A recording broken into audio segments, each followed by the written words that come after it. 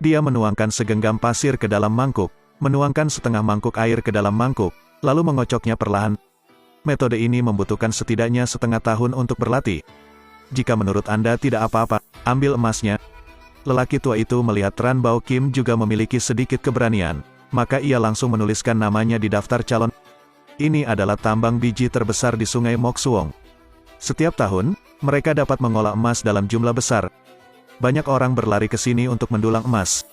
Namun tempat ini segera ditempati oleh perusahaan Gongma.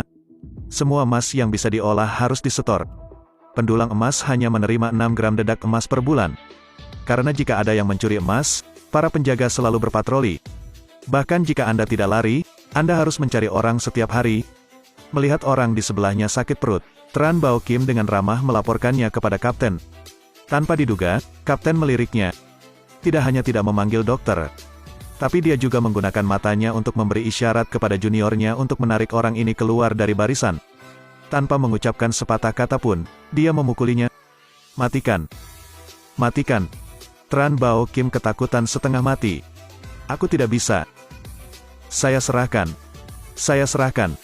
Pria itu kemudian diseret ke dalam hutan sambil mengeluarkan sebuah balok emas sebesar ujung jari. Tiba-tiba menyembunyikan emas di sana. Saudara, ini adalah tembakan nyata. Saya pikir itu cukup untuk membayar emas. Namun tadi sangka keesokan harinya, jasadnya muncul di sungai. Katakan padaku siapa yang melakukannya. Siapa lagi yang ada di sini? Saat ini, Tran Bao Kim mengetahui bahwa ada seorang pembunuh di dalam biji tersebut. Mengkhususkan diri dalam menangani beberapa orang atau manipulator. Saking gelapnya tempat ini, para pendulang emas tidak berani protes. Gaji yang sedikit setiap bulan adalah satu-satunya harapan. Tapi tidak semua orang mengira gaji itu palsu. Saat gaji tiba, Tran Bao Kim mengambilnya dan memasukkannya ke dalam mulut secukupnya. Ini mungkin bukan dedak emas. Ada kotoran bebek di dalam. Dia menuangkan emas dedak di atas piring dan memanaskannya dengan api. Tidak lama kemudian, biji bekatul kuning berubah warna. Apakah kuningan? Campur kuningan menjadi dedak bebek. Bebek memakannya dan kemudian mengeluarkannya di feses. Lalu warna kuningan ini akan menjadi seperti dedak emas. Sangat sulit dibedakan dengan mata telanjang. Mereka hidup dan mati mendulang emas tetapi pada akhirnya tidak menerima apa-apa. Karena semuanya terungkap. Maka saat gaji dibagikan, manajer Fukin Siem mau tidak mau menggunakan emas asli. Yang lain senang menerima gaji mereka, tetapi hanya Tran Bao Kim yang tidak. Dia bergegas untuk bertanya mengapa dia tidak ada di sana. Fukin Siem sekali lagi melemparkan sekantong emas 20 gram kepadanya. Mengapa begitu banyak? Gaji kerja? Segera tahu Fukin Siem tidak begitu baik.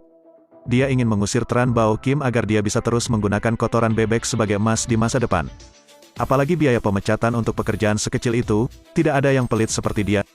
Tran Bao Kim dengan marah kembali, menyuruh temannya membawa emas ke toko untuk membeli daging. Tadi sangka toko ini malah lebih mahal. 1 gram emas hanya ditukar dengan 1 mata uang. Dia menuangkan 10 gram untuk membeli sedikit daging. Setelah selesai makan, keesokan paginya Tran Bao Kim dibawa pergi. Dia diam-diam memotong talinya.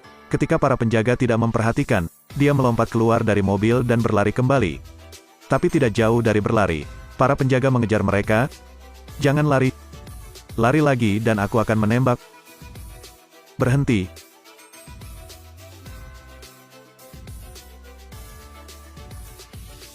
Lari lagi. Lari lagi. Tiba-tiba, sebuah mobil muncul di depanku. Mengatakan bahwa anak dari kakak perempuan di sebelahnya sedang sakit dan sedang terburu-buru mencari dokter. Tran Bao Kim khawatir karena dia tidak punya alasan untuk tinggal. Jadi saya langsung mengatakan bahwa saya pergi ke sekolah kedokteran sehingga saya tahu bagaimana cara memeriksanya. Ada juga beberapa obat di dalam tas. Jadi mereka membawanya pulang. Sentuh dahi bocah itu, lalu periksa matanya lagi. Atu bertanya bagaimana situasinya. Aku tidak tepat waktu sekarang. Pernahkah kamu melihat titik merah ini? Mungkin digigit kutu di belakang gunung? Infeksi ensefalitis. Penyakit jenis ini memiliki gejala awal yang sama seperti pilek. Disertai muntah. Jangan tunda. Begitu demamnya tidak turun, itu hilang. Tidak menyangka akan begitu serius. Pria itu segera menjadi tidak sabar. Kau bilang itu tidak bisa diperbaiki. Tapi sekarang harus disembuhkan? Jika saya tidak bisa mengatakannya, detik berikutnya adalah pergi ke Taitin. Tapi dia punya satu syarat. Berapa banyak emas yang kamu inginkan? Aku tidak butuh emas. Biarkan aku tinggal di sungaimu. Oke. Setelah mengatakan itu, dia menggunakan alasan bahwa penyakit ini bisa menular untuk mengusir mereka semua. Gunakan cuka putih untuk menyiram di dalam dan di luar ruangan. Namun, dia segera mengungkapkan senyum licik. Kemudian keluarkan obat flu dari kantong dan berikan kepada anak untuk diminum. Dalam waktu kurang dari setengah jam, demam bocah itu mereda. Pada saat ini, temannya berlari untuk menemukannya. Sekarang, seluruh tumok dikabarkan. Kamu sangat baik, kamu tahu cara mendiagnosis. Sebenarnya Batur hanya ditakut-takuti dari balik gunung. Ditambah lagi dingin, itu hanya flu biasa. Untungnya saya membawa antibiotik. Obat ini sangat umum di dalam air. Tapi di tempat seperti ini, itu bisa menyelamatkan nyawa. Ketika teman Anda mendengarnya, dia mengangguk kagum. Trik ini baik-baik saja.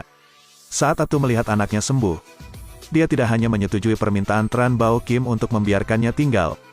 Tapi biarpun dia jadi manajer, gajinya juga berlipat ganda. Tran Bao Kim tentu saja setuju. Dan sisi ini buruk. Sungai di sampingnya mencapai dasarnya, tidak ada lagi emas yang bisa digali. Pekerja tidak ada hubungannya. Bahkan anjing itu menganggapnya menganggur. Hanya harus menggali dengan sungai di sebelahnya. Tanpa diduga, dia diejek oleh pihak lain. Pemimpin memukul kepala lawan dengan keras. Kedua belah pihak langsung jatuh ke huru-hara.